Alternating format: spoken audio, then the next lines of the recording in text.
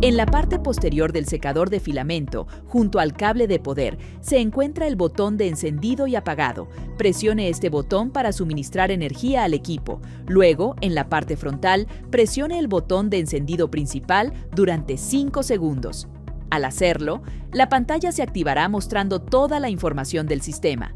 Con el botón en forma de tuerca, puede navegar entre las distintas opciones de configuración del secador. La primera opción permite ajustar la temperatura de secado, la cual debe configurarse según los parámetros del material que se va a utilizar. Al presionar nuevamente el botón de la tuerca, podrá cambiar el tipo de material. En este ejemplo, seleccionamos PLA. También es posible establecer el tiempo de secado, por ejemplo, 2 horas, dependiendo del tipo de filamento y sus requerimientos de humedad.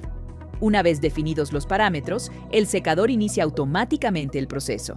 En pantalla se mostrará el tiempo programado, el tipo de material y la temperatura objetivo, que en este caso es de 50 grados Celsius. En la parte superior del display se observa la temperatura actual, la cual irá aumentando gradualmente hasta alcanzar el valor configurado.